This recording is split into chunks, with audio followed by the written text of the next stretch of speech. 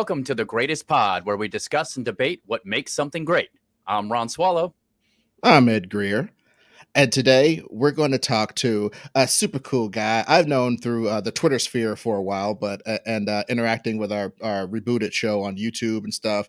It's wild how we're connecting to do this show because I started listening to Ahch-To radio to get my Star Wars Benefides up. That's his personal podcast, and he produces for iHeartRadio. He's on air talent for a big 105.9 FM in Florida. Great friend of the show. Great to have him on. Alden Diaz. What's going on? How's it going? We got some Ewok drums in the background. I'm sure you'll edit all that in. Yeah, fireworks and some lightsaber. Of course. Jump, jump, Yep, yep. Exactly. Yep. Exactly. Throwing it back to the pre special edition there, which is that conversation we will not be diving into today. We will not be dissecting every change. You don't want to make the show McClunky? Yeah, the McClunky. Welcome to the McClunky Hour. Which honestly, just as a quick aside before we get properly started, the fact that George sold the company and then like a time bomb years after the sale, one last change is one of the funniest things. That is the most George. It's like, they don't know I left a change on the latest A New Hope transfer. They'll find that in a few years. Like, so good. It's like leaving some rotten fish up in the chimney of the house you just sold. So like, good. boy, in 6 months they're gonna be like, what in the fuck is going on in here? Yeah, we're moving out. I'm not gonna bother getting the raccoons. They can. That's their problem. Well, Great. Ron is going to get a chance to talk about Star Wars because, left up to me, we probably wouldn't talk about it too much, and we'd talk about it derisively if we did, because I am an asshole. I'm what's known in the industry as an asshole. I have talked a lot about Star Wars, but I'm glad that Ron will have a chance to talk to somebody who loves Star Wars as much or more than he does. Yeah, I about 15 of the books back there are the Star Wars novels that I have. I don't have a lot of the new stuff yet. I have all of the now what is referred to what is Legacy, right? The Legends, yeah. The Legends version, yeah. But I love Star Wars. I grew up on it. I have some opinions about the prequels, and they've softened over the years. Interesting, and I don't want to get off in a weird tangent, but like I think that it helped. Actually, we talk about this a lot. Iterative fiction is great because a lot of times people take what was made and they build a little bit more and they build a little bit more. So like Anakin's going to the dark side makes a lot more sense when you start watching the Clone Wars cartoon. Absolutely. Yeah. Whereas it doesn't make any sense when you watch just the prequels. But when you combine all of the stuff that exists, you're like, oh, okay, well, now I see how he got sucked in and how if you lived in chaos, like you might really, really want there to be less of that. Yeah, absolutely. I mean, that's going to be a huge theme in this entire conversation is like what I call like the tapestry view of Star Wars, where it kind of comes from growing up reading like Big Two comics and things like that, but also just from growing up as a prequel kid who then went through that 10-year period where there was nothing, but then coming out of high school was the build to Force Awakens for me, because I graduated high school in 2014, and then that fall we got the Thanksgiving teaser where we first saw Rey and we first saw BB-8 and Finn. So I've always had a Star Wars experience that had a lot of elements to it. Whereas I think that some people, they're like, oh, well, I went through 83 to 99 where there was nothing. And so there was a really solidified view of what it was. My view of Star Wars was always, and we'll add a little bit of this, we'll add a little bit of that. And so it just was always changing. So when you add something like a Clone Wars, or like a Star Wars Rebels, is one of my favorite things in Star Wars. It's great. It's so good, yeah. Or even like the new like Light of the Jedi, like High Republic books I got up here, like those books, which you would love, Ron, because they're super Star Wars by way of fantasy, by way of like Arthurian stuff and things like that. Ooh. All of that stuff, I'm constantly like, here's the new piece. How does it inform everything after and everything before? And I love the dissection of like the behind the scenes. I love knowing why George did this, why, you know, Ryan Johnson or J.J. Abrams did this or that. But the thing about it is that for me, that's also not story. That's a completely different conversation. Yeah. Because we let the original trilogy live for so long in our society that we don't question things anymore, like the fact that clearly the sibling relationship was not planned. No, we don't clearly. reflect on things like clearly Vader was not here until Empire was in rewrites.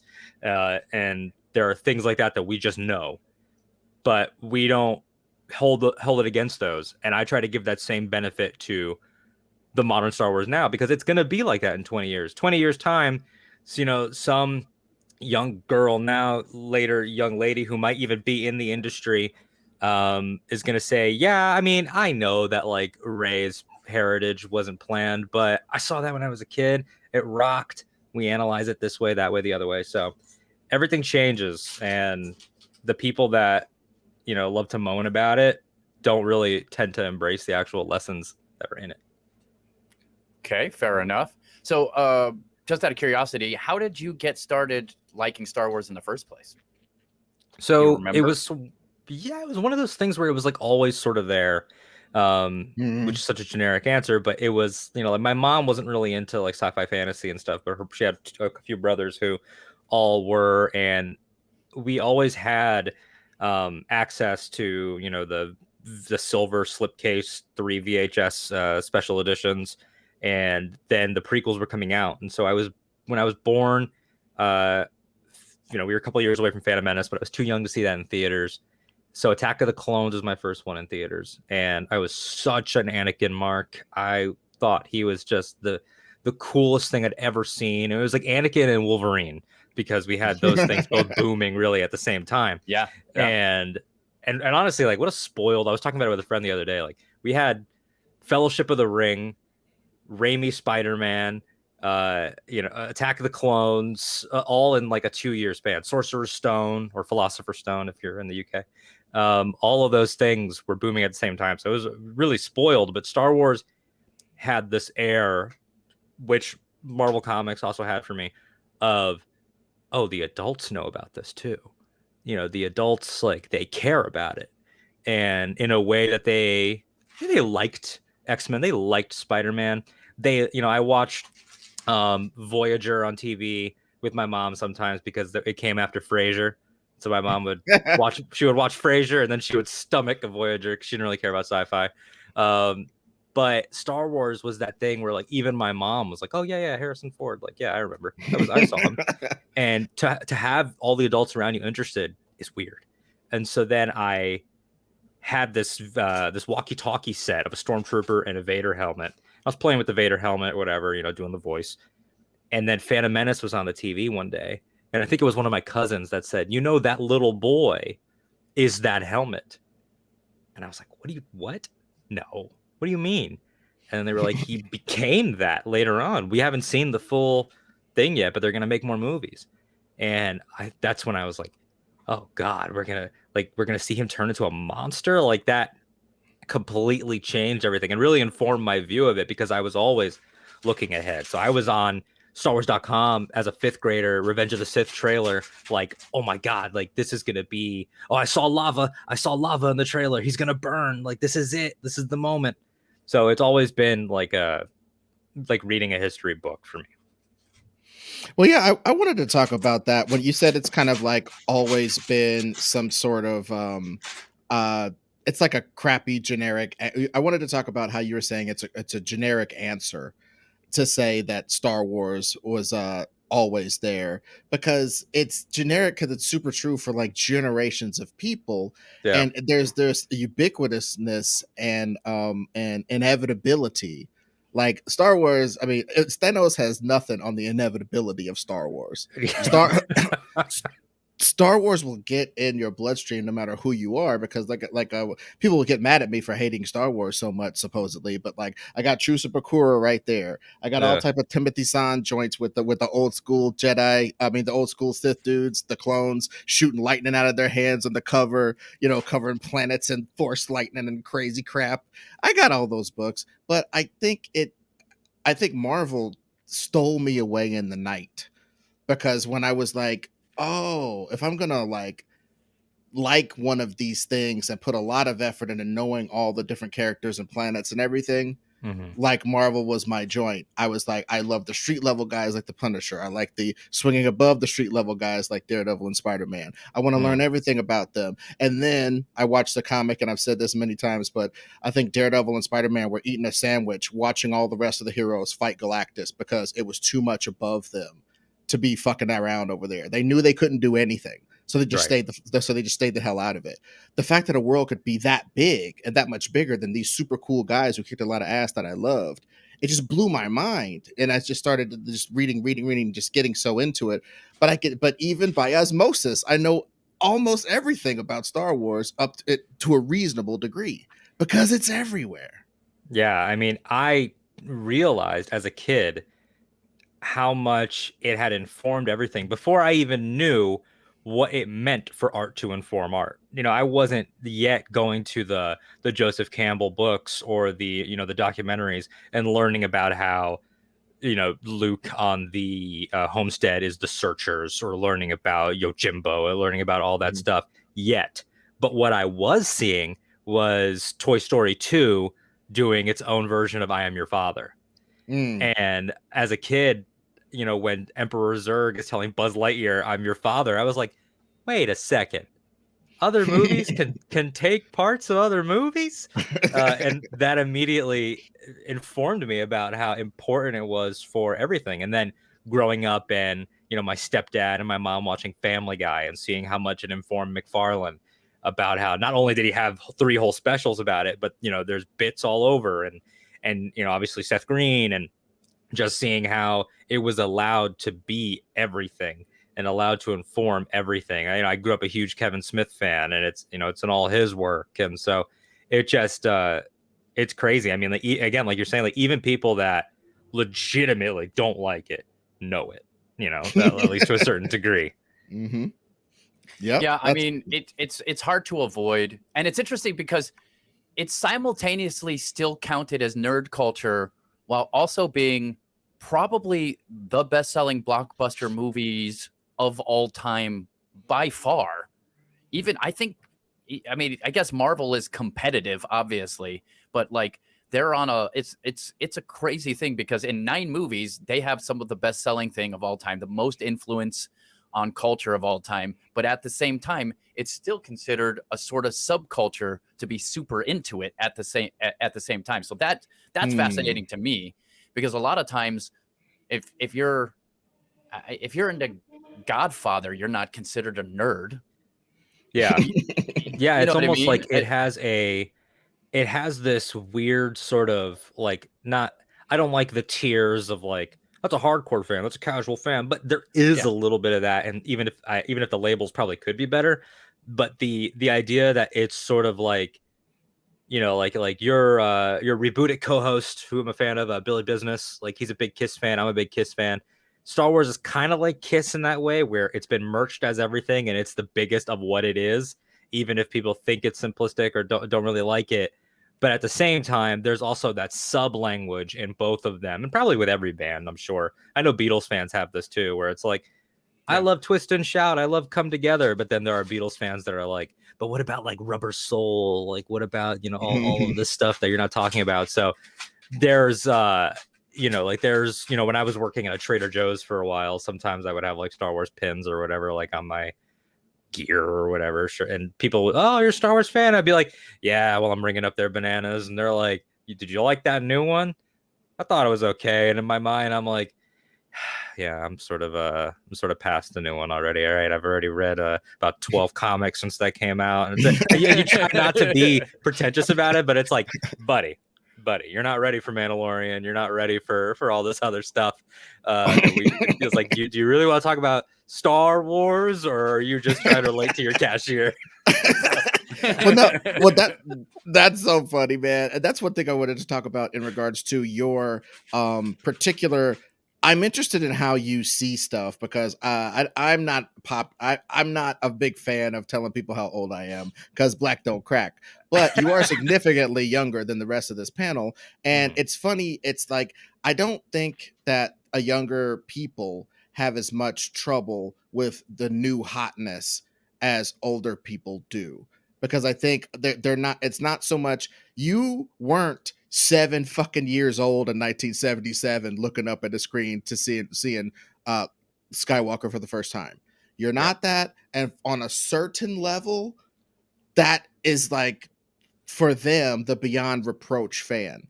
They saw it first at an age where they could understand it and enough for it to get into their spine like meningitis and carry out throughout the rest of their whole lives. They saw the whole thing play all the way out, and then they saw us double back, and then they saw us go forward, and they're just like their minds are swimming, and I'm not that generation, thank God, because I would be like tethered to this in a way that I'm deep in nerd culture, but I'm orbiting Star Wars culture. I mean, I got a damn Star Wars head in my house, and I try to make sure she doesn't bite me like those people who keep the zombies in Walking Dead. They just sort of keep them in a shed somewhere. I got a Star Wars head in my house, and You're like, sure I could turn them back. I'm waiting for a cure. Yeah, the CDC got some hot shit coming down. But anyway, all that to say, the Star Wars, the iterative nature of Star Wars and comic books, like we talked in our Twitter conversation about New 52. I am old enough that I couldn't fuck with New 52.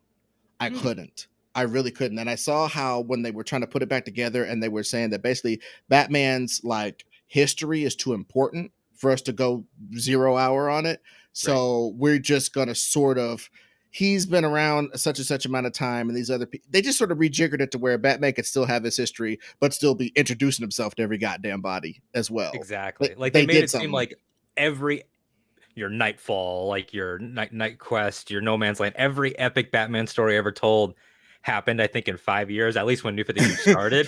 So it was like, you've had the most epic, wicked 5 years ever, and the JLA hasn't formed yet. Like it just, trying to have your cake and eat it too. I mean, it's also like adjusting what war Frank Castle fought in, or like constantly moving him up the timeline. And I think now he's like a Desert Storm, Desert Shield veteran or something. And now always trying to find a way how Magneto could have survived the concentration camps, but still be a buff, Silver Fox daddy in 2021. Like, dude, yeah, he was at Dachau, and he looks like Richard Gere right now.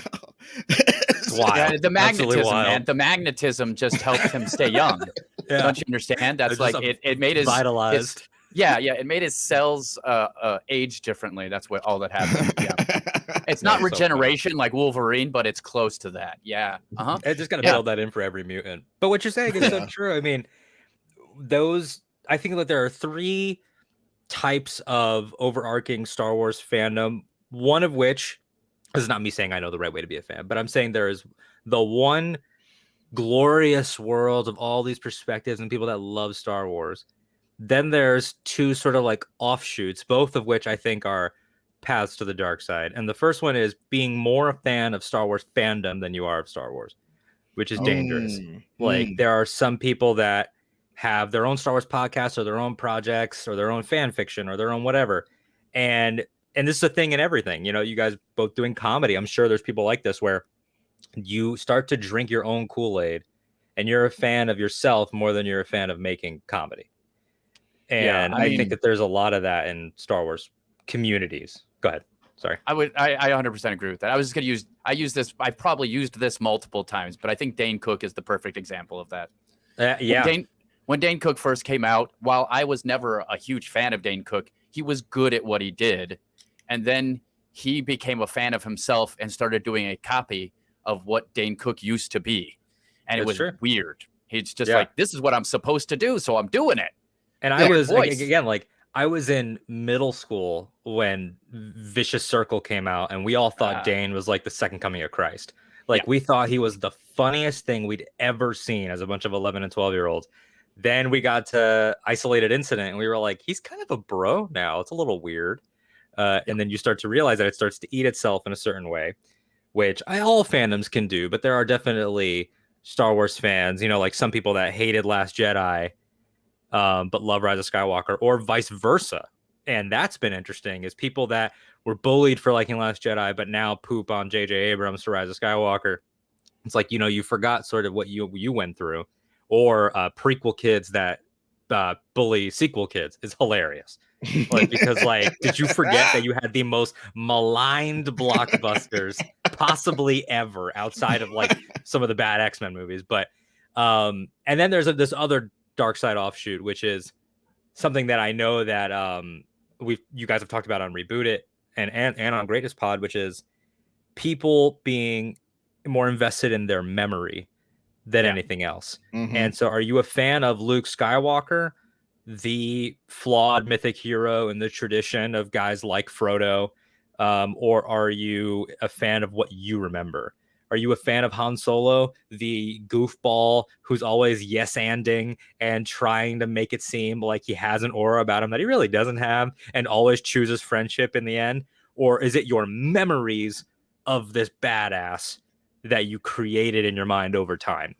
Same with Empire Strikes Back, constantly being remembered as this dark, heavy Star Wars film. And it is thematically, but it's also the most romantic. It's got some of the silliest beats. Like the let us not forget that Vader's revelation with Luke is followed quickly by C-3PO yelling in pieces on Chewbacca's back while they're running around. Like, there's Ugnaughts playing catch with parts, and like it's got some of the most weird Star Wars flavor. Like, is this a hole? No, it's a worm. Okay, cool. We're moving on. But we get attached to memories, so that's why you get debates about like Last Jedi Luke. Would he ever do that? And I'm like, yeah, watch his whole training with Yoda. This is 100% how that guy would act in his 60s. 100%. Yeah, I actually had no problem with that. But I think it's a danger, though, because when I was a kid, when I first saw that first Spider-Man, my attachment was to comic book Spider-Man. And I felt like that movie was not like comic book Spider-Man at all. Yeah. And it bothered me a ton. And it bothered me partly because I feel like it changed part of the character, because to me, one of the most important parts of the character is that he's super smart and that he solves this web problem with his brain. And that's what he does, So like, I had these complaints about that sort of thing. But the more I think about that stuff as I've gotten older and talked with these guys a little bit more, the more silly I think that is. I still do the joke that I do because it's a great joke. And sometimes you just got to do great jokes. But it is silly to not look at things in a more expansive way. And that's why I'm super interested in seeing your view on the new the new movies, the sequels. Right. And you, I assume, saw them all in the theater? Yep. Yeah, I saw them all in the theater. All of them, including Rogue One and Solo, at least 4 times a piece. I think the least I saw them was 4. I think I saw Rogue One probably 4 times. And then, yeah, Force Awakens I saw like 7 or 8 times. That and Avengers are probably the most I've seen one thing in theaters, which is not a lot. I mean, there are people that I know someone that saw Phantom Menace over 60 times. Wow. In theaters. Wow. Wow. That's I mean, I worked at a movie theater during Phantom Menace, and I still only saw it like 6 or 7 times. Yeah. And I got to see it for free. So like, these are I have low viewing numbers theatrically, but it's always like, that's the preferred background noise, like I'll always have some sort of Star Wars on in my day, even if it's like an audiobook or a podcast of another Star Wars fan or something like that. So okay, cool. And see, and that's I kind of wanted to talk to you about that sort of thing, because I think the only thing I'm a fan that much of is like NBA basketball, which makes me this weird nerd. Like, I'm in a tier with about 5,000 other dudes. Most of those guys like anime too, and I'm like, nope, I don't like anime. So I'm away from those guys. I'm like a subdivision of a subdivision of a subdivision with that sort of thing. But I will say, I am old enough to bristle, just to take it back to Spider-Man really quickly as an aside. I'm old enough to be mad that he is so on Tony Stark's dick in the movies. Like, now that I've seen the whole thing play out and been able to just like it in its time, but then do that fan thing where you start going over and over and over again and picking at it. And I don't like it. I get why they did it. And I am not a person who says it's a mistake. I am saying that understanding those two things, I don't like it. Yeah, because for it your takes tastes and for my taste. Which is, yeah, I think that's a thing that I have with Christopher Nolan's Bruce Wayne, Ah, where Yep. Nolan's Bruce Wayne, even though I think 2 out of the 3 of those movies, Rises aside, just for me, it are works of genius. His Bruce is a group project between Ra's al Ghul, Bruce Wayne, Lucius Fox, Gordon. Like, it's a Mm-hmm. concerted effort rather than this mythic man who, and seeing the Matt Reeves keeps talking about how the Batman is going to be very crime drama, and it's going to be very much about this man and his experiment and all this stuff. So rad. But I guess sort of like the advent, we were talking a little bit off air about like the advent of growing up. I've never not known the internet. And so always being exposed to multiple versions has really changed my palette in a lot of ways where, I talked about X-Men and like Hugh Jackman's Wolverine. I was watching X-To in theaters, seeing that epic, Mozart's Requiem Nightcrawler sequence at the beginning of the movie. Mm-hmm. And then later that day, I was watching X-Men Evolution, and I was seeing the high school versions of these same Mm. characters, and Wolverine being like, Bub, I'm a chaperone, Bub, like that type of stuff. And the way that it sort of changed my ability to say, oh, well, that's just that version, or that's just that version. And now I think these kids, the Spider-Verse kids, and if Mm. rumors are to be believed, live action stuff and Keaton's Batman mixing with the Snyder Flash, mixing with Batfleck, like all the stuff that's happening now, I don't think these kids in 10 years are ever going to say, oh, well, like I think they're going to have a very open attitude because they've seen it all represented. Going from Toby to Andrew Garfield to Tom Holland and Spider-Man has been really interesting. Same as moving through Batman's, because it's like, oh, they're doing a new take. Oh, I wonder if this is going to be the one where he's actually a detective. I wonder if this is going to be the one where he's actually a scientist. And then it's like, oh, they did make him a science guy, but he's Tony Stark's apprentice. Oh, maybe next time they'll do, a solo science guy, and he'll be more poor, and he'll be. So it's just constantly like Exactly. riffing and seeing like what version you're going to get next. And it's also kind of like that, to tie it back into Star Wars, where you know another project's on the horizon, and you're kind of like, what flavor of Star Wars is going to be. Even though it never reboots, it definitely goes through its different cycles, and we're seeing sort of how things have changed. So, But the person I think, I just wish if I could go back and take a take two on Star Wars' whole mythos, I wish Han Solo was more important to the entire thing. Because he's very important to the original trilogy, and he's important in some ways to the sequel trilogy. But I feel like Han Solo was to me probably the character that I probably was on the tail end of those generations that made up a badass in their head for Han yeah. Solo. I bet I'm a tail end of one of those, because just like everybody was I have always been the guy who's like, hey, all these magic fucks are running around, and there's one guy like me who puts his pants on without levitating them onto his Johnson. You know what I mean? That's that. I've always been that guy. If there's 5 super dudes, give me the guy with the grappling hook every fucking time. That's me. Yeah. I'm a mark for that stuff. And I just think that I like him. I like the Mandalorian. I'm like way up that situation's ass, which brings me to one of my quibbles with the prequels that I want. I mean, rather with the sequels that I want you to help me work through. Sure. And that is, I saw Finn as one of those. I saw Finn as one of those that Han Solo lineage of. I always got that he wasn't quite as put together as he thought he was, or rather as he was trying to project that he was. Right. He was overcompensating for how insecure he always felt, because he was a real guy in a fantasy situation. I could get my Yeah. arms chopped off by laser swords. I could get shot by laser blasters. So he was just sort of. I remember that time he ran around the corner in Jedi with like he was shooting, and then, or rather, I don't know which movie it was. I remember they're all blended together, but he runs around the corner shooting, and they're all come flooding in and chase him back around. I think it might Yeah. have happened a couple times to him. That sort of thing, I just love that, and I saw it in Finn a bit. Like, hey man, I got just enough knowledge about shit to get along in this world. I'm just smart enough. I got just enough resources to get along in this world. And I Right. was just like so primed for some great adventure with him. and I did not get it by any stretch of my imagination, my Right. taste. So help me work through that with the sequels, because I understand you like the sequels quite a bit, and I kind of like them more than the prequels and more than the first and third original sequels. I like them more. Interesting.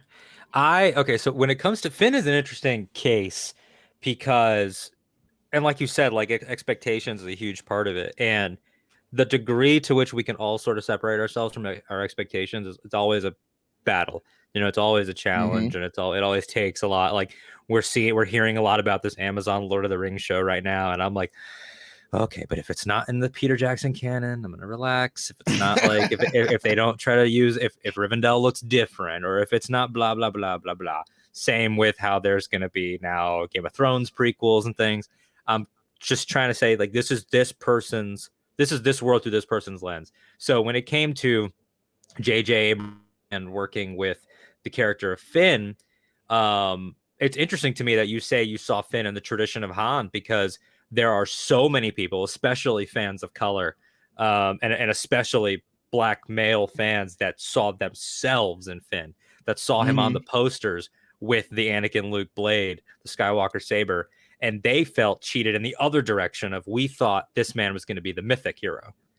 And so there's a lot of that conversation. So you're actually, this is the first time I've spoken to another fan who feels the other way.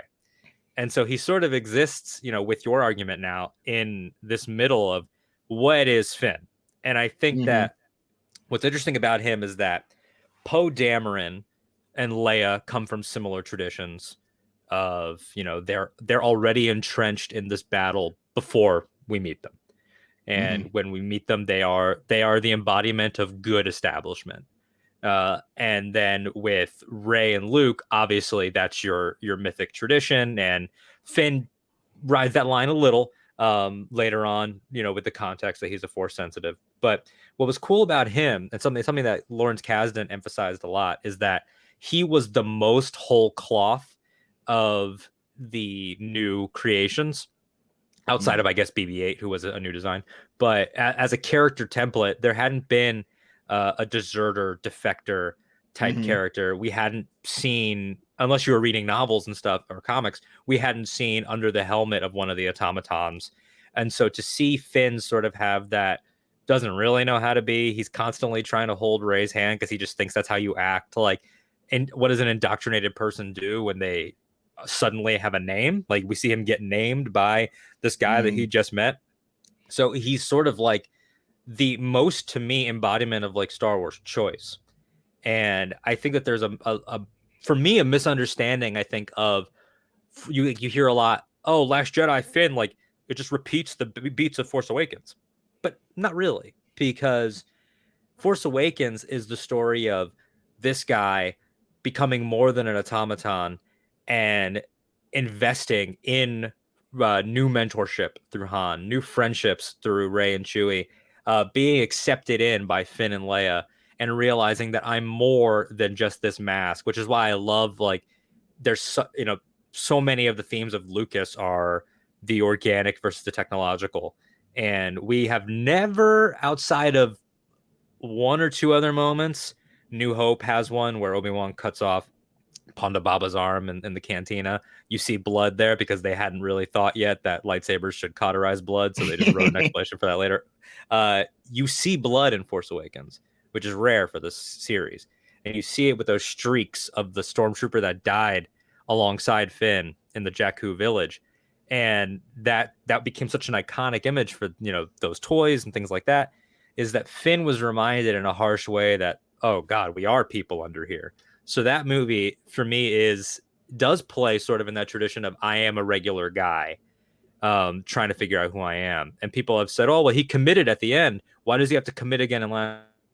He didn't commit at the end of Force Awakens. Force Awakens is, how do I learn to value myself and people? It's a people thing for Finn. He tells Han, I didn't come to Starkiller Base to save the day. I just came here for Rey. She's the only person that's ever treated me like a person. And not even in a romantic way. I mean, it's like, I always say that, Han is Chewie's adopted dog.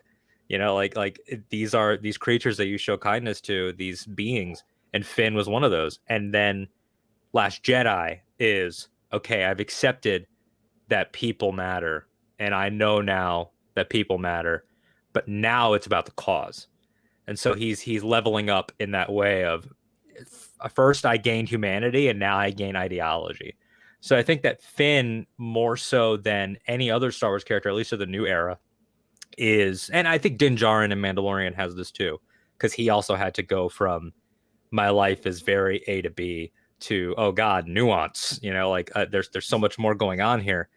I think that Finn definitely rides that line. And then by Rise of Skywalker, he is a general, and he's finally committed to the cause, and he's embraced it, and he can now lead with his own personality in a way that none of the stormtroopers were ever capable of, which is why it's cool to see him, fight and defeat Phasma, and why, even though he does get that force sensitivity revealed, he feels Rey die, and he sort of, he has all these inklings and stuff. It's very much in the Leia tradition, like it mirrors like that. You have a role to play, but he's not mythical. So I don't know if any of that necessarily makes you feel better, but I just think that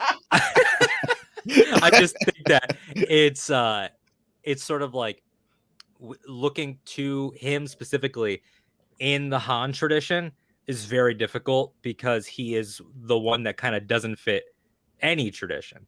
He's the most, I think, new cloth of them all. Whereas Poe is sort of Han and Leia's thematic kid in a way, because he has Leia's journey, but he also has to get broken in similar ways to Han, because Poe has to learn. Force Awakens, he doesn't really have an arc because he wasn't supposed to make it in that movie. We all know that. That's one of those things where it's like you have to address the behind the scenes. Poe was supposed to be dead. And then Oscar Isaac was like, hey, can I not die? And JJ was like, I really like you. And they just added more Poe.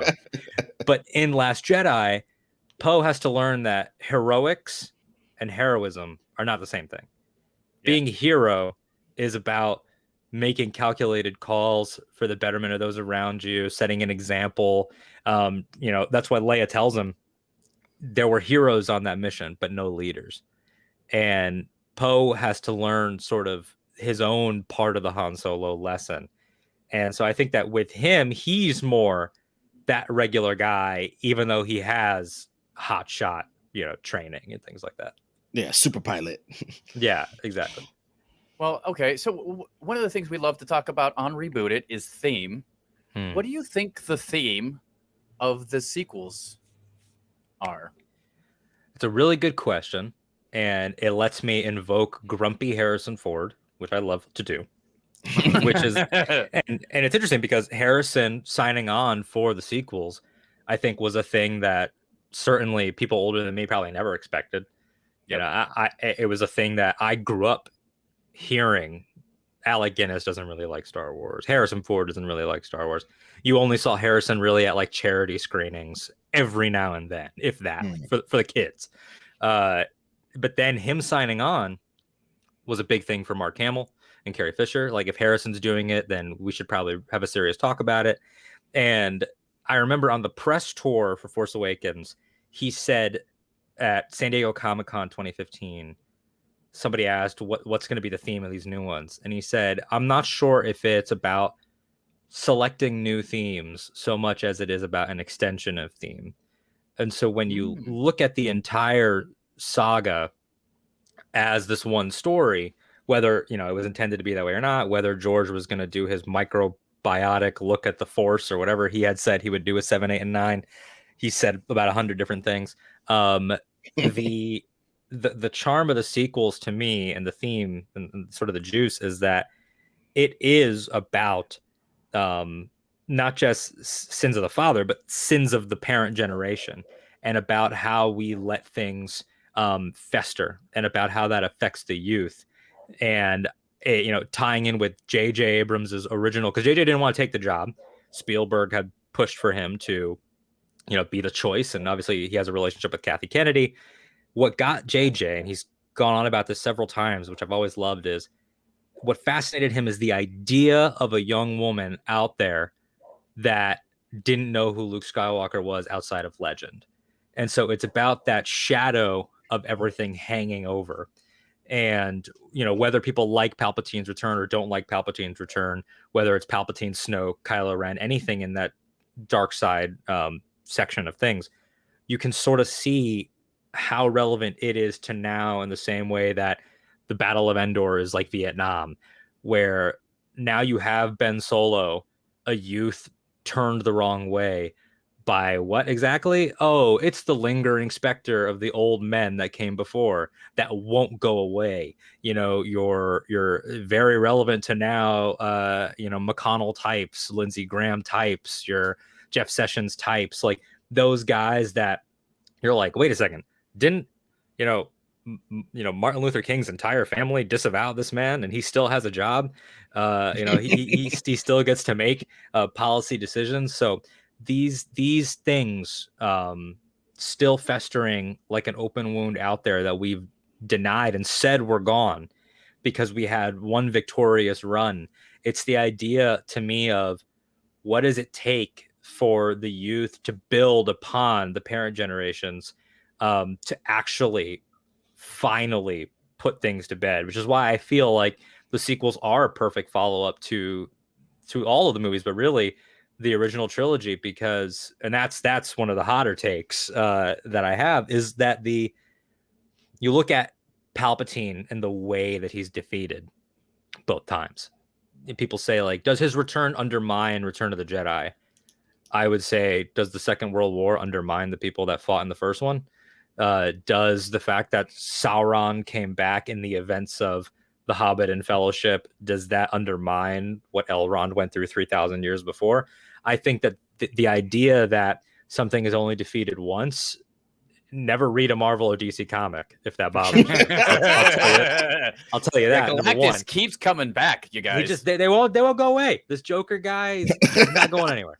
Well, let me jump in right here though, because Sure. I think that goes to my take on what the whole things are, which is what we, in my mind, rectified in our rebooted of Star Wars, which was Billy saw it at the time, and you can go back and look at the rebooted episode of Star Wars. Billy and I get into it because he keeps dragging fucking Palpatine up, and I'm like, we're rebuilding this from the atoms up. And you want to keep Palpatine in it? I hate this. And that's how a lot of people responded to him showing up and having a specter over the sequels. And what I would say is this: if we just accept this as canon, which it is because it's the movies, then the whole damn thing is the rule of two. This whole shebang is a result of the rule of two.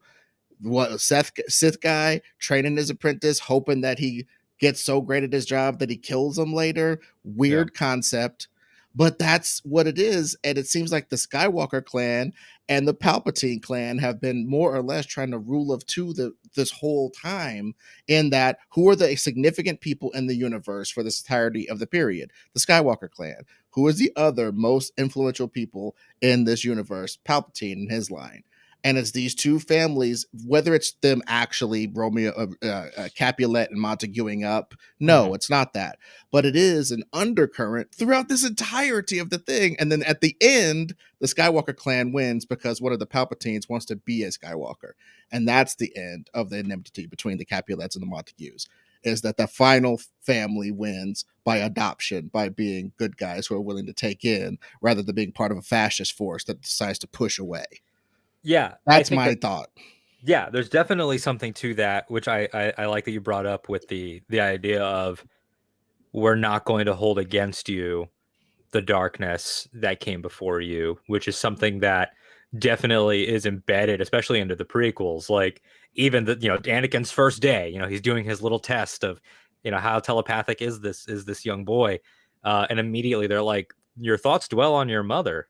Yikes. Like, they show no compassion, no ability to take in, and how that informs everything. But I'll build on what you said, because when you look at the Star Wars mythology, especially now with like expanded canon and stuff, like, we're getting books that are set 200 years before, and there's all this stuff. And for that, like, 70 years in galactic history, it is this battle, like you said, between Palpatine and his family, and how this one evil fascist sorcerer plagues this family. And what I think is, what I push back on is this idea that his return, or depending on how you want to word it, his never having been gone, just, undermines the original trilogy. What I love about it is that it's about how the heroes win.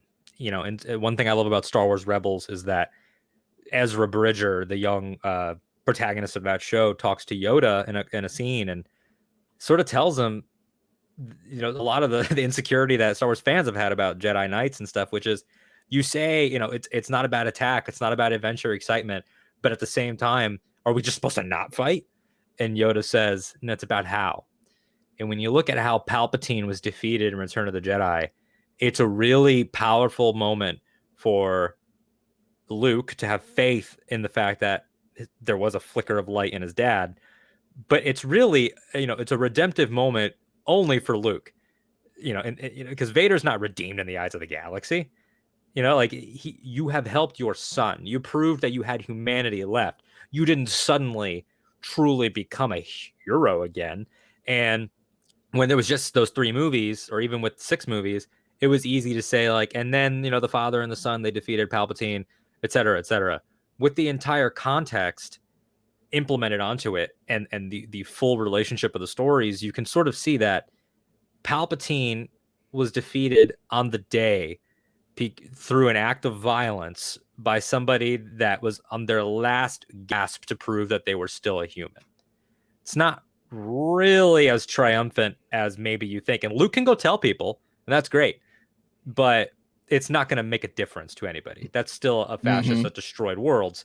And even Leia, in expanded canon, that tanks her political career, is that somebody leaks who her father was in Claudia Gray's bloodline.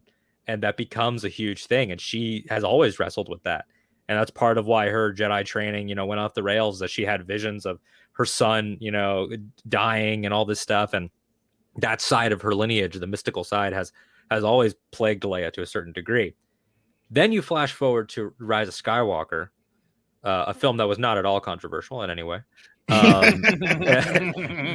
You have instead a Jedi hero informed by Luke and Leia, and really everyone that came before, as we see in the Rise scene. She defeats Palpatine having already embraced humanity before she walked into the room. She's been reconciling with, at first it was, I just want belonging, I feel abandoned. And then it was, the belonging you seek is ahead of you, as Maz tells her. Then in the 8th one, it's reconciling with the fact that you are the main character. That's the point of Last Jedi Rey, is trying to hand the saber to Luke. He didn't want it. I try again. He doesn't want it. Oh, maybe Ben will take it if I reach out to him. Oh, he's doubling down on all his problems. I guess I'm the lead, is what she has to accept. She's the most, humility is her strength. Luke Skywalker, and people always push back on Force Awakens for being a rehash of New Hope. And one of the things that I violently push back on that point with is, her and Luke are not parallels, they're inverses. Luke Skywalker always accepted that he was the A character. I want to go with you to Alderaan and become a Jedi like my father. He's always been down to clown the guy. He's Red 5, he's Rogue Leader, he's General Skywalker, strolling into Jabba's palace. He's had his moments of weakness, and they normally come from, he believes in himself, he doesn't believe in the power of the Force, which is what Yoda challenges him with Dagobah. Always with you, it cannot be done, all these different things.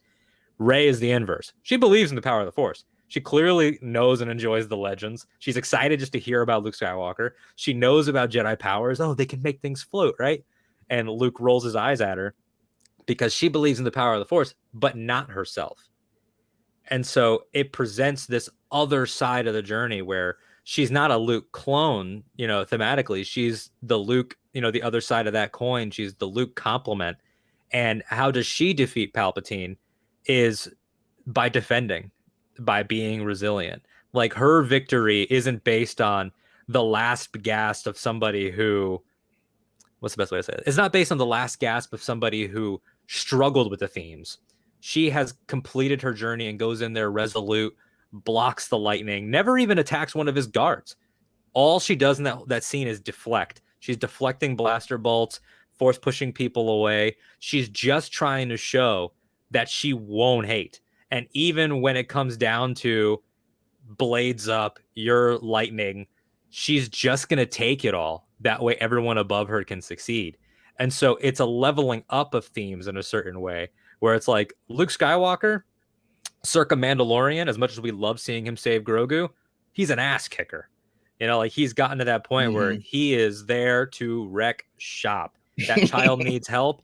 I will mow everything down on this ship to get there. And we love him for it. It's not a bad thing. But if Rey had gotten there and mowed down all of Palpatine's guards and then just beheaded the old man, like, what have you really accomplished? What have you become? There's no next thing. So I love that kids now can see Palpatine defeated out of desperation and pain, and then defeated because we really have grown past you. And the fact that we've now finally really grown past you and we're not playing on your terms anymore, we're playing on ours, is why we win. And I think that's a huge thing with that movie and with the sequels in general. The original trilogy and the prequels put a lot of pressure on these heroes. But then you have old Billy D. Williams coming in and telling Poe, no, we won because we had each other. Yeah. And then it's, okay, well, so Poe, you've been struggling with leadership. You don't have to be the one general. They become co-generals. You go back to Phantom Menace, you know, Anakin and Shmi are slaves. She imparts in him, like, the biggest problem with the galaxy is nobody helps each other. And then in Rise, for the first time in any canon Star Wars story, it's the people that show up. When he says, hey, you shush. Take a treat. Take a treat. Got dog treats sitting here. When you have this story that finally the people actually show up for the first time. You know, General Pride, played by Richard E. Grant, who is of the old guard. You know, he hints that he used to work for Palpatine, and has pledged himself to that evil. He says, who are all these ships? They have no navy. And the guy says, it's not the navy, it's people. And they're weirded out by that. And that's why I think it's sort of this climax of the lessons have set in. Well, yeah. And I think that's actually, so I have a lot of problems with the last movie. I actually love Last Jedi and I love Force Awakens, which I think apparently is weird that I like both of those. Supposedly that's not supposed to happen. You're not supposed to like any of them in harmony with any of them. Yeah. You can only pick one. Yeah. So, and I didn't hate Rise of Skywalker. There were just, I had a lot of problems with certain things and I felt like they broke some rules and et cetera, but that doesn't matter. What I did like the whole time was I do love the idea of community being the thing that defeats evil, because I do think that that's one of the key things, because to me, the more I look at society currently right now, the more I see how relevant that is. Yeah. For us to defeat people who are literally believing in the most insane shit on the planet right now, the only way to do it is for us all to come together as a community of relatively intelligent, kind people with empathy and stand up to them.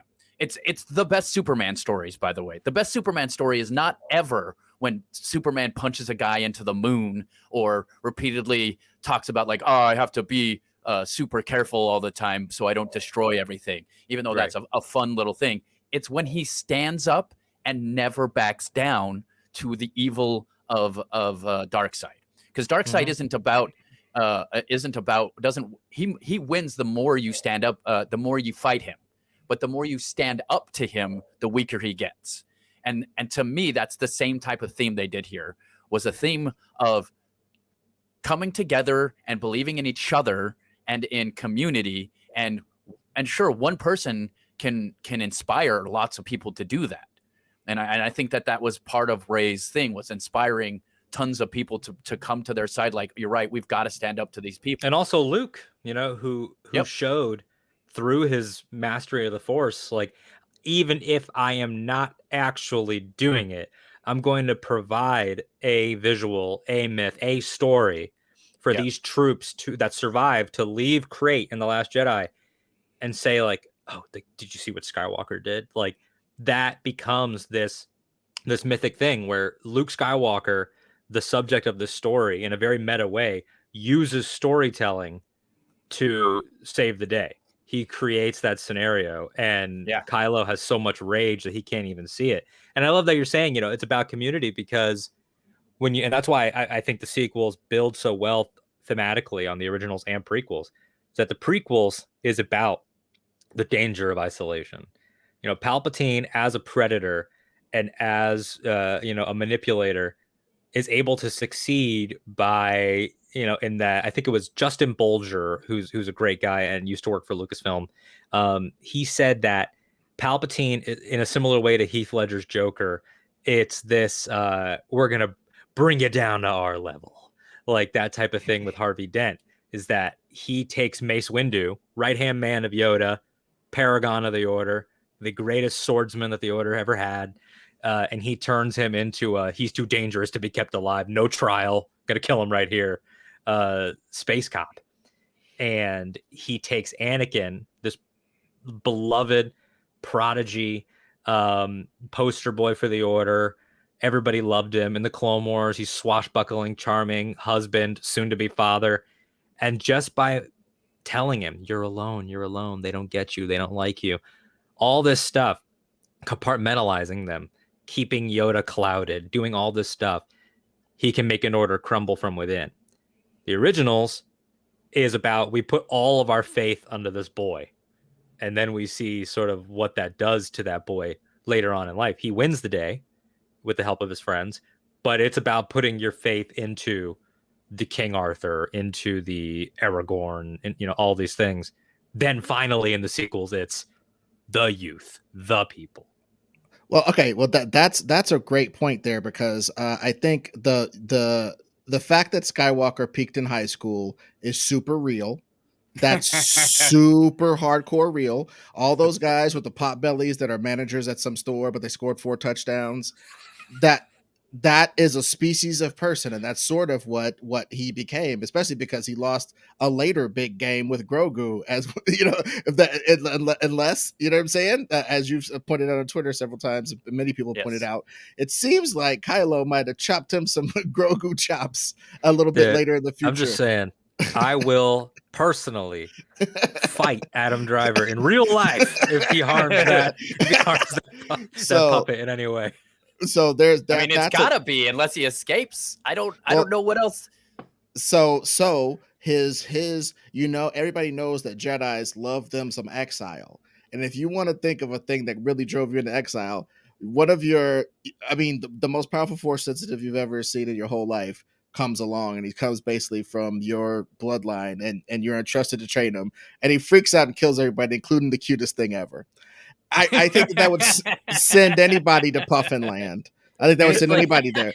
But also, really quickly, the future him giving himself that last, kind of touch up. He even force projected a better beard on himself and a little bit more youthful. He gave him a last gasp of that thing, just like you said, Alden, to show this thing. I think it's to get the people involved, because zealots versus fascists doesn't work in Star Wars and doesn't work in real life. We cannot have zealots fighting fascists and then all the normal people stand on the side acting like they're rooting for one side or the other, or acting like they're out of the conflict entirely.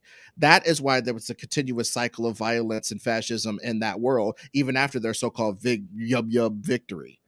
That's why, because like Alden's saying, nobody came into that void and set up a great society that would push off fascism, that would push down fascism, that would make it go away. Nobody didn't made that infrastructure. I mean, if you want to go into like the, without going on a huge canon tangent, but like in some of that 30-year period, I mean, first of all, we get a glimpse of Mandalorian, with Carl Weathers in that great scene where he's like, well, if you want to go report it to the New Republic, and Din's like, the New Republic's a joke. Like, you get this idea that things aren't great. Like, you can win, and then the next day it's like, oh, so who's passing laws? Oh, we didn't talk about that? All right. Like, it becomes this thing where Mon Mothma demilitarized the New Republic. There wasn't really a fleet. She was trying to look at things in we won, no problems, there's no problems. And Leia was like, they will come back. They will come back. And they turned Leia into the radical left, and they painted her as this warmonger. And then it was like, she's Vader's daughter. Of course she wants to fight some more. But she was right, because we didn't actually teach lessons. We won and then wanted to act like everything was fine, which is the sin of the prequel Jedi too. There hasn't been a Sith in 1,000 years until Obi-Wan fights Maul.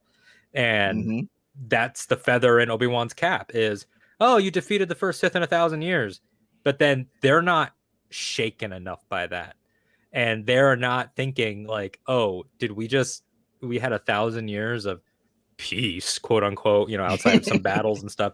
But we didn't actually learn any lessons. And getting to the sequel trilogy and seeing Leia now having to lead a splinter group of the government, the resistance is just some senators are sliding cash to Leia because they believe her. We're in this situation now where we haven't actually taught people how to stand for good, which is great about the High Republic books that are happening right now, 200 years prior, is that they are about community, great works, a progressive chancellor working with the Jedi. You get to see sort of their Renaissance period. And it actually made me think, when you guys were talking about Sam Wilson Captain America versus Steve Captain America. And even though Steve's a great guy, he is sort of mythic in his way of, this man was empowered and rose above, and him getting the super soldier serum is kind of pulling Excalibur from the stone and becoming more, and how he was this guy who could literally stand alone in the face of galactic domination. Whereas Sam's first night on the job as Captain America in that season finale of Falcon and Winter Soldier, he is coaching, that side character, that one scene woman of, okay, I'm in your headset. Here's what we're going to do. Stay with me. Let's talk it through. He has that training to de-escalate things and his therapy training, and he is raising people up around him. And I think we're seeing that now in our politics, of course, and in our stories, where Rey is sort of in that tradition, Finn and Poe, of the organizer hero, the hero that can speak to the people. And that's why Zori Bliss, who is Kerry Russell's character in Rise of Skywalker with her rad golden helmet, she tells Poe they win by making you think you're alone. And once that they're able to mobilize is when it finally changes the game. And that's why Palpatine is so, to me, great in that movie, A, as a performance, but also just B, he is every gaslighting white old dude. And what does he try to do in that movie? Oh my God, Palpatine's my dad. I mean, well, you gotta go check on your dad, make sure he's not rotting on a meat hook, like in some underground temple. So I call them Sith marionettes. Honestly.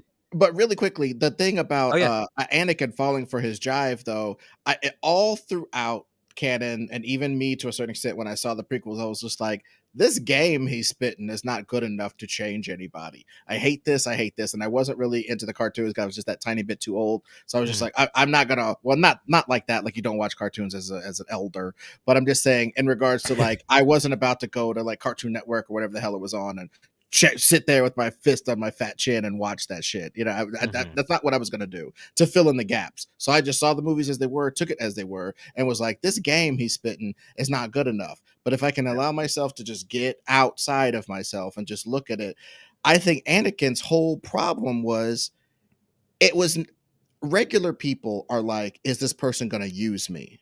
Oh, if this person's going to use me, then I should stay away from them and just kick it with people who like me. That was never a question in Anakin's mind from the moment he was born. Someone's going to use me. Just God, let it be the right person. He was like a 5-star athlete coming out of high school. They have old white dudes, chiefly, come to your crib, sit there with your fucking mother, and talk to you about what your future is and how many balls you want to catch. Do you want to play free safety, son? All that bullshit. Yeah. And you pick one of them to be your fucking daddy for 3 years until you can be good enough to go out on your own and be an NFL player. And Anakin was a slave. Yeah, that's what I'm saying. He was an actual slave. And he had Qui-Gon Jinn, who, I mean, one of the great Star Wars questions that all fans really love to think about is, if Qui-Gon Jinn had lived, does Darth Vader ever happen? Because he was the guy that really believed and really saw him as a young man, as a boy, and not as a chosen one.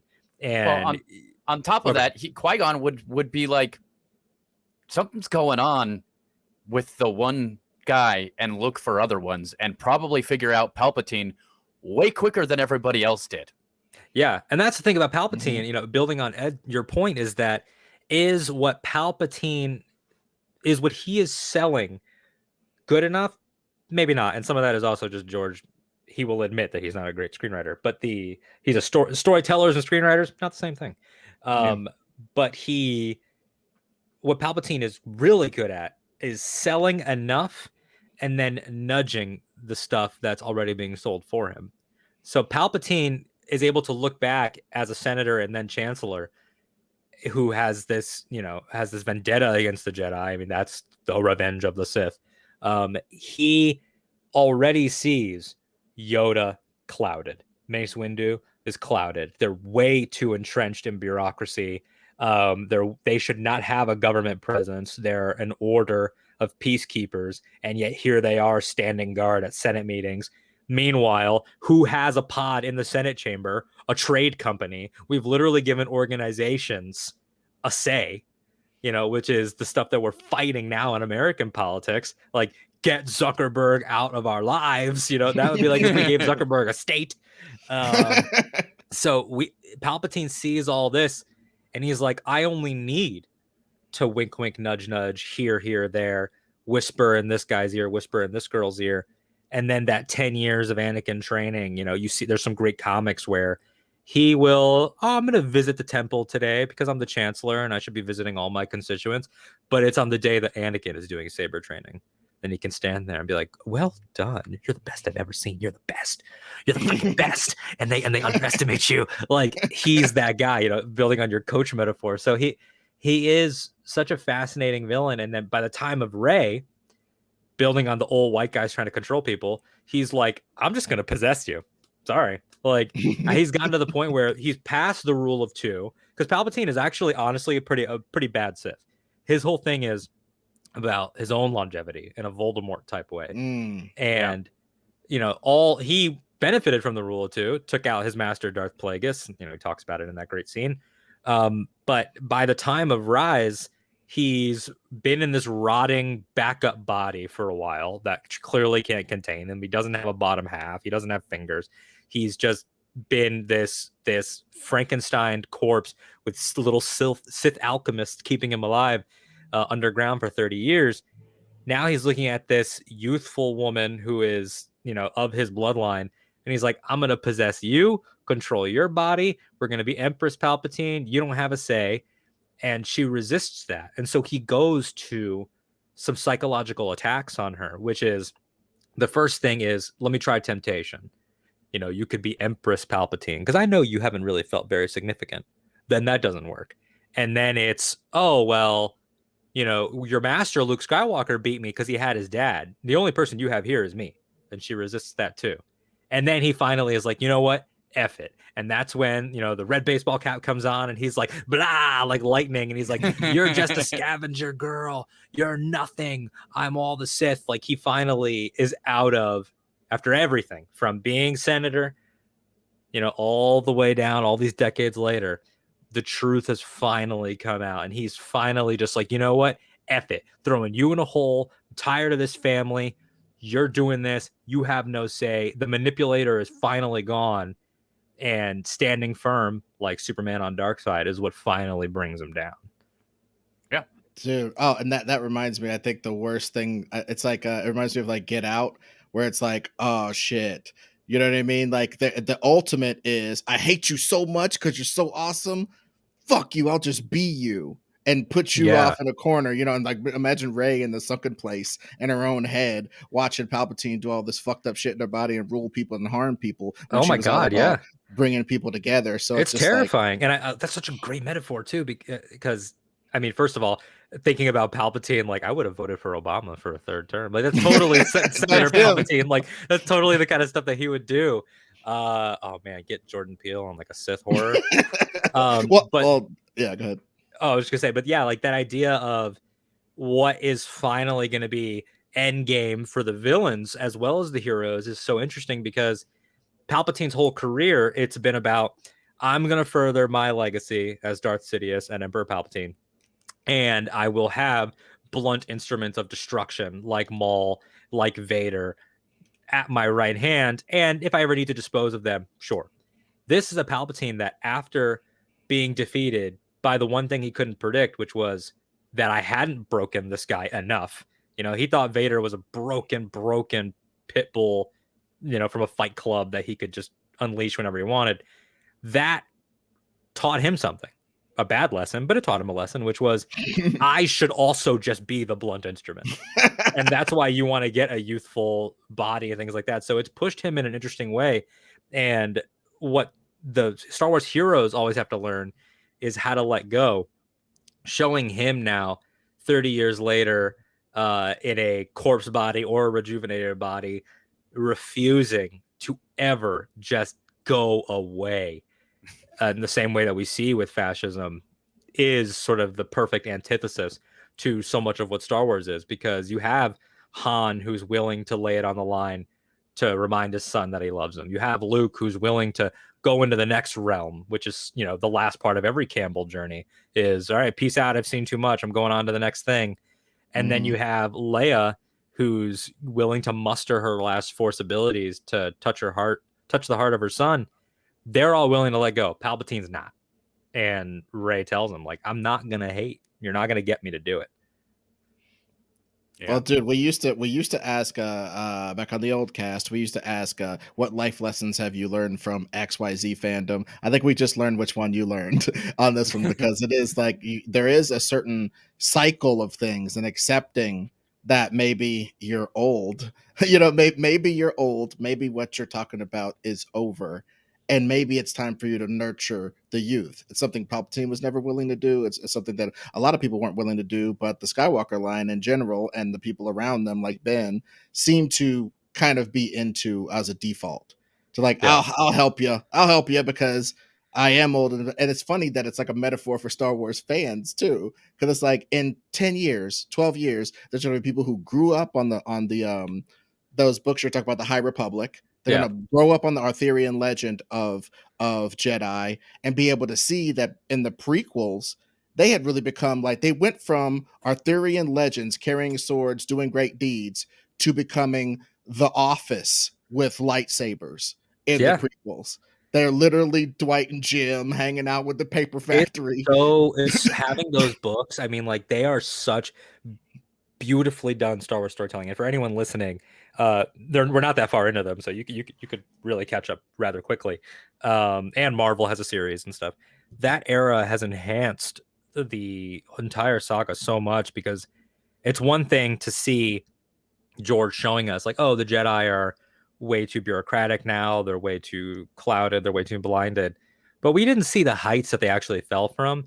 Now that you see them, and even a younger Yoda, and some other long-lived characters, in their younger days, like, it adds a level of heartbreak, because you know what they could be. And that's why I think that, as controversial as it is, I completely understand and empathize with a lot of the arguments as to why people don't like Rey taking the name Skywalker. I just think that where a lot of that is approached a little too literally, a little too real world, because Star Wars is a parable. It's not like the Marvel world where that's New York and we put these elements in it. Like, it's not that Rey is like, and I have my own deed now, and I'm a Skywalker, and I own this homestead, and she's not suddenly just, I was never like a Palpatine, like, I'm going to deny everything and just become a Skywalker. It's not that. It's that's an honorific. Like, it lets people know like where you've come from, like who, in the tradition of what, like, these people are gone. They've all moved into the next realm. Luke, Leia, Ben Solo, the Force users, Anakin, they are immortal Force beings now in the netherworld, like Yoda says, like luminous beings. Rey, you're still there. What the Skywalkers did, and I've heard people say this too, like, in the sequel trilogy, all the Skywalkers are dead by the end, so like, what's happy about that? They left the galaxy in a better place and left a champion in their stead. Like, Rey taking on the name Skywalker, to me, is akin to Jon Snow having a sword from Jeor Mormont, or Aragorn wearing Boromir's bracers after he's dead. Those types of things where, and even in the Marvel universe, like seeing Peter and Happy Hogan have that moment in Far From Home where he throws on AC/DC while Peter's putting together his Spider-Man suit. It's those little things of like, oh wow, we really are the sum of what came before, which is why Kylo Ren is wrong. The theme of Last Jedi is not kill the past. The villain said that. It frustrates me so much when people are like, Ryan Johnson said kill the past. No, he didn't. He had the villain say it. He had the villain say it. Well, okay. In that respect, I'll give you a chance to think about this concept, because what we're going to do right now is toss out your Star Wars pitch, a thing that you would do if you had control over Star Wars. And in this moment of you thinking about it, I'll say you said it best about how she gains her name. That's why, and I know this is one of your takes, but it's one of the take I've had for a long time. That's why it's not bad that Han Solo gets his name on screen in the goddamn Han Solo movie. Because let me tell you something, Mean Gene. Talk about Anakin was a motherfucking slave. Who are the people of what you call it? Corellia. Yeah. Who are the street urchins of Corellia if not slaves? They have no lineage, especially him. He had no family, was a dust kid, scrabbling on his own, had just had his first name, which probably somebody smacked him with their hand and called him Han or something back in the, that's how he got his first name probably. And he had no last name, and he's going through a situation where, like, it's the first time he's traveled in a situation where you'd have to have a first and a last name. Ever thought about that? That's like a kid's first time on a plane kind of thing is what he's going through in that moment. And the guy says Solo, and guess what? He was Solo for a long time and got used to being Solo, and he got over it in New Hope and helped cause a renaissance of the universe because he wasn't like, Solo. Again, like the comparisons and like the parable of our real world, like that sort of fascism of like, these are imperial ports of entry now, and we're gonna label you how we want, is so like, you come from a Russian country and your last name is like, it's like in John Wick, how in John Wick 3 they reveal that John Wick is short for Jordani Jojovovich, and that John Wick is just the Americanized version. Like, that's what the Empire was doing. Like, yeah, we don't need all that. Solo, that's your last name. Right. And just well, can I also say, as a kid who has been through multiple versions of abandonment, I think this stuff is so interesting because it also says you choose who your real family is. You're not stuck with what fate has given you. You can choose your family. And to me, as like I said, as a person who's been through a bunch of crazy stuff in their childhood, that's a huge deal. I mean, I'm not changing my last name by any stretch of the imagination, but my last name does not make me who I am. The people I choose to be around, the way I choose to behave and treat others is what makes me who I am. And I think that's a huge part of all of Star Wars, is looking at abandonment. I think abandonment, it's way, way more prevalent in that world than we think it is. And so, Anakin, like, no one addresses that he's been with his mom and is the only person he's ever had in his life, and now he's forced to not have her in his life. And that's a big deal. Couldn't. And it's also like the tragedy of a broken promise. He says, like, I will come back and free you, Mom. Of course you say that. You're a child. You really do believe and hope that you can, because you're being taken by this Jedi Knight, and you think that you're going to have the power to do that. And then you get wrapped up in a system that doesn't allow you to give back. And so for Anakin's then children and his grandson to, Ben Solo makes good on the promise of, Anakin throwing a tantrum in Attack of the Clones. Like, I will learn to stop people from dying. His grandson does do that. It's just that Anakin was coming at it from an I need place. And the redeemed Ben Solo is, I just want this girl to live. It's not about me. And once you accept that it's not about you, that's when he is able to bring her back to life. And Luke and Leia, his children, do raise up somebody that was a nobody, and they are able to free her from her scavenger life, from her life as a Palpatine. And and I love that you brought up the Solo stuff, because like any good Western hero, Billy the Kid, like Jesse James, like all those guys, they got their name from the establishment and turned it on them. Like they created their own legend. So yeah, this guy calls him Solo as a snooty little joke, but Han takes that and creates the Han Solo legend. We know he's a goofball. We know he's really not the best shot. He's really a very lucky pilot. He's not that smooth. He talks his way out of most things. But the aura of Han Solo is created there. And building on the tapestry argument that I always make, then you go to Force Awakens, and it's Rey and Finn. And she says, "You're Han Solo." And Finn goes, "The rebellion general?" She goes, "No, he was a smuggler." And all Han says is, "I used to be." He used to be Han Solo. He feels like he lost what he made. So by the time he gets back into his groove in that movie, he's reclaiming something that he built. And then you go to Charles Soule wrote The Rise of Kylo Ren. It's a beautiful 4-issue series that's about sort of Ben's fall, picking up the Kylo Ren mask, and sort of those last days of his previous life. He tells Snoke, when Snoke is seducing him in one scene, "Did you know that I was named for a Jedi that I never knew in Obi-Wan, and that my last name isn't even real? He made that up."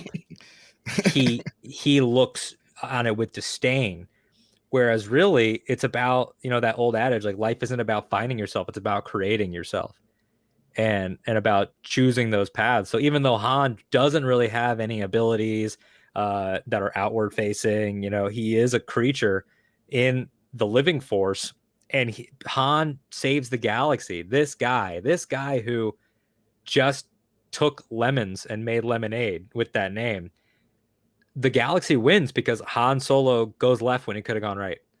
He's like, "Oh, damn it. All right." And he goes back and saves them. Well, and you see just really quickly, that dovetailing back to my criticism about Finn earlier, if there was people that are going to be, "Hey, I'm just so great, and I came and I'm just great, and everybody knows I'm great because of my name," it ain't going to be black people. If there's people like that, it's not those people. The more likelihood is you will have to deal with what someone labels you.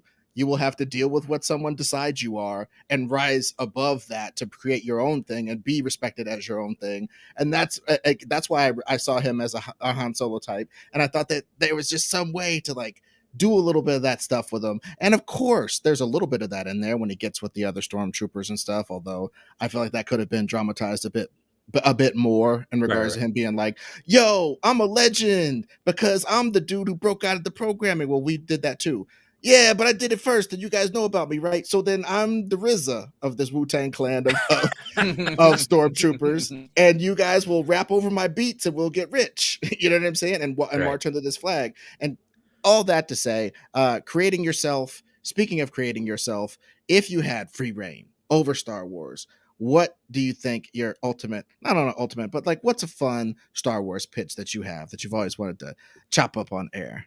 It's so funny because I've thought about a few of these over the years. I mean, everyone has. I mean, especially if you've RPG'd at any capacity. But the thing that's been in my mind a lot lately is that, and again, like, I love that Star Wars plays in different genres. Like there's some Star Wars that is like I love Filoni Star Wars, partially because I grew up on that stuff. But yes, he's the student of George, but he also injects a lot of weird in there. Like, spoilers for the end of Rebels, but like, space whales save the day. They're called Purrgil. They're awesome. There's wolves that can travel through physical space, and we're not really sure how they do it, but it's awesome. And so there's like stuff like that. The weirdness. Taika Waititi about to do one. He just said the other day, like, "Oh, it's going to be very me." It's like, what does that mean? Like, is it going to be the first Star Wars movie that's just talking? Like, I'd love that. Like, I Star love Wars that movie. idea. Yeah, that was just like two guys on Coruscant, like two guys, one crazy night, like a road movie or something like in Star Wars. Like, what is this going to be? So every time that they play with different genres, I get really excited.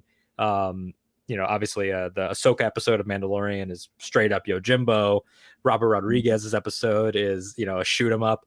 I would love to see a Force thriller, sort of like a magic-y, with a Jedi character, but it being about sort of those themes of and there's Hamlet throughout Star Wars, but failure, sort of like a runaway type character, somebody who left what was sort of like a high and mighty life as a Jedi Knight.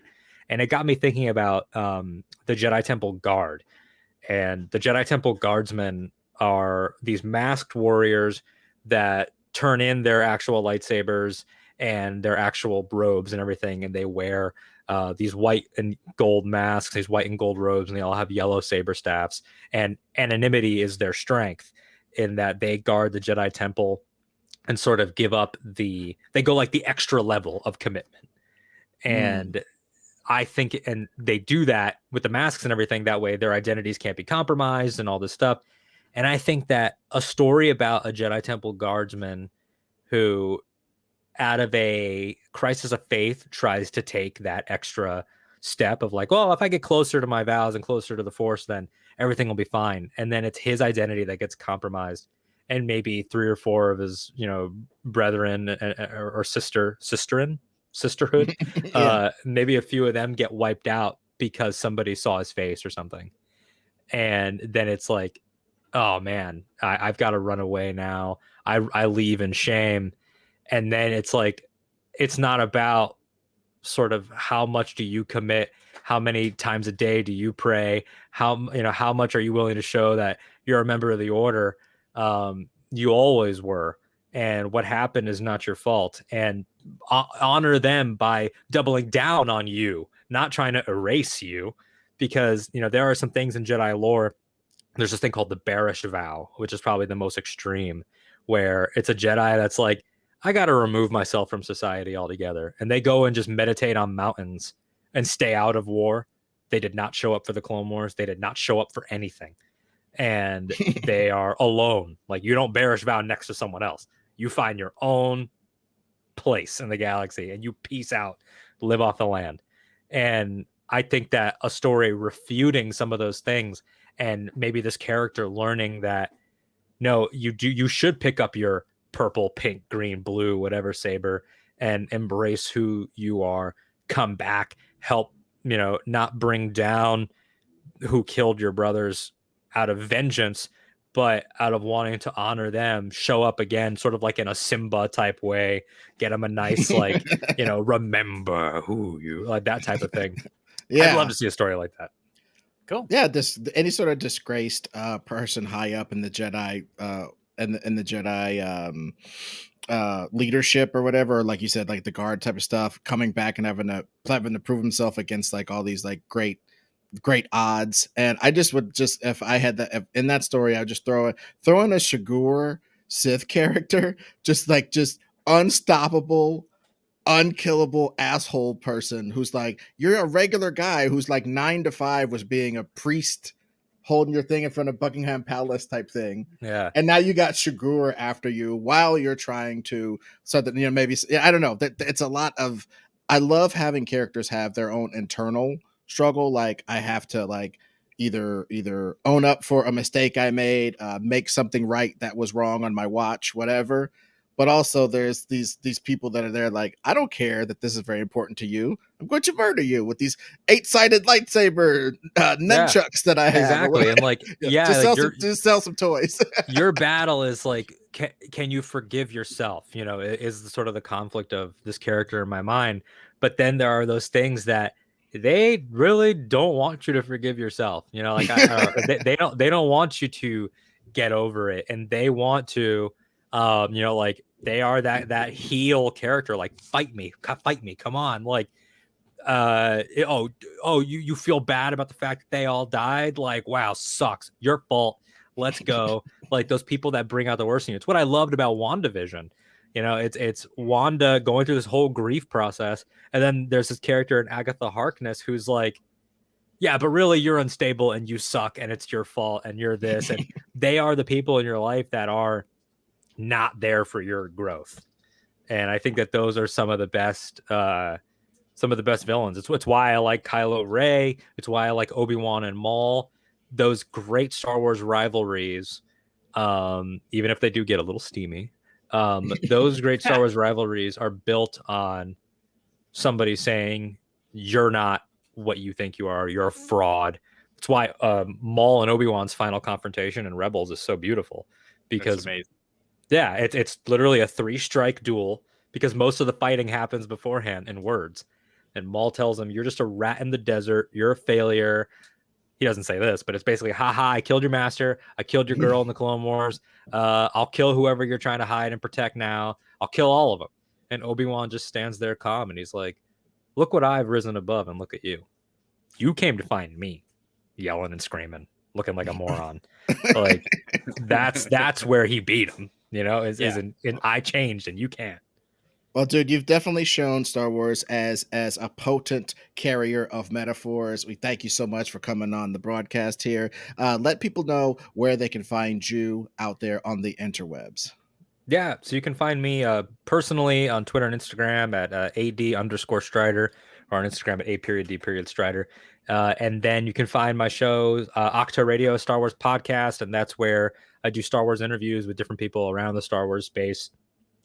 People that work for Lucasfilm, people that have fan projects, people that are writers, analysts, different type of people. We've had a couple different performers on there and stuff, and it's a really fun show. And on that feed, you also get a couple other Star Wars shows that I either am on or produce. My friend Tori Fox has a show called The Mandatorian Creed, and she breaks down these different Star Wars topics on like a multi-part series. Nice. She did one on droids, she did one on lightsaber mythology. And we're going to be doing a Star Wars Rebels rewatch on a third show on that feed, which is coming up. And then I'm also on a show called the One and Done Film Club, where we take all of your favorite mega movie franchises, everything from your Harry Potter to your Narnia, MCU, DC, everything. And we break down those franchises. But we only choose one movie to stand and represent the entire thing. Ooh. And so you're also making the argument of what is the bastion of this franchise. So, for example, Indiana Jones, we decided as a group that Last Crusade would represent Indiana Jones. You are correct. I just want to interject and say that is absolutely right, because I've watched a couple movies that jack Indiana Jones' Stee, and they jack stuff from 3. They jack so many things from 3. It's quintessential Indiana Jones. It's exactly, and that's what we do. And then whatever movie we decide is going to be that inductee, we do a commentary on that movie. Nice. In that moment. And yeah, so, and then there's other projects and stuff, radio stuff. You like 90s music, you live in Florida, I produce a 90s station. That's all well and good. But yeah, you can find me sometimes in the comments of Reboot It videos too. Hell yeah.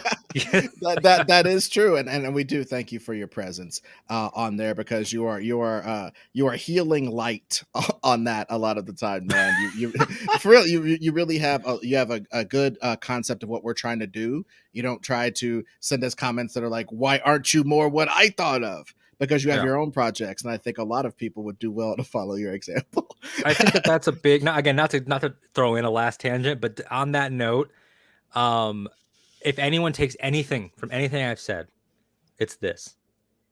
What you want is not what anyone is in the business of. And if they are in the business of trying to give you what you want, it's probably not going to work out well. People that are in the business of making something that they think you could possibly connect with, but they're going to swing for what they believe in anyway, that's the good stuff. And you don't judge a thing based on what it's not. You judge a thing based on what it is, and if that works for you. Some people aren't going to like every Star Wars movie or Star Wars animated series or whatever.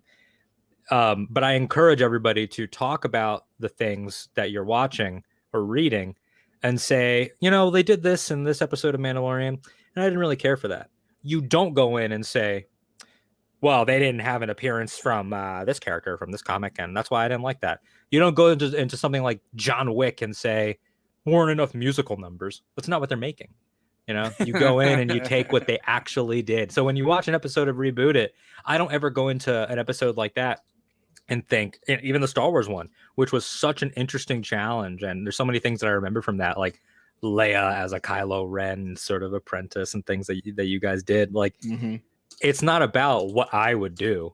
It's about what this person would do and whether or not that works for you. And so that's just, there's a huge thing in criticism. Any review for me that starts with, I wish they would have done X, is already bankrupt.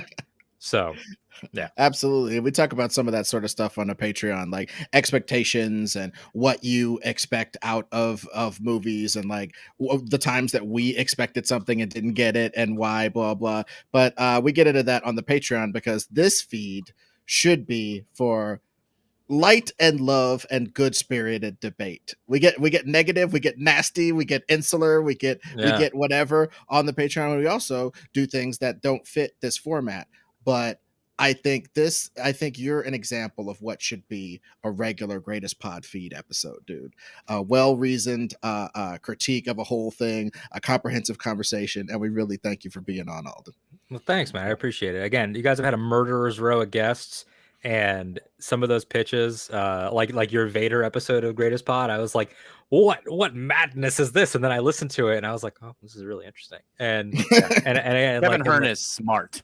He's a smart guy, really smart guy. I got up his books. And that's the other thing is that you learn so much. So if you're listening to this episode because you like Star Wars, go listen to like the Mark Andreyko Dracula one. Go listen to the X-Men one with Danielle Radford. Like so many of these things, like there's a connective tissue. Even if you're like, I'm a fan of this thing, like expand. Yeah, agreed. Also join our Patreon, patreon.com/thegreatestpod. You can get those extra pods that are a little more personal, and you can get art sent directly to your mailbox that is super great from Ed and not so super great from me. That being said, there's also another project I'm working on. It's called John Wick the Musical. So I'm here for it, man. I'm here for it. With that being said, I just want to thank you all for supporting us and for listening to another episode of The Greatest Pod.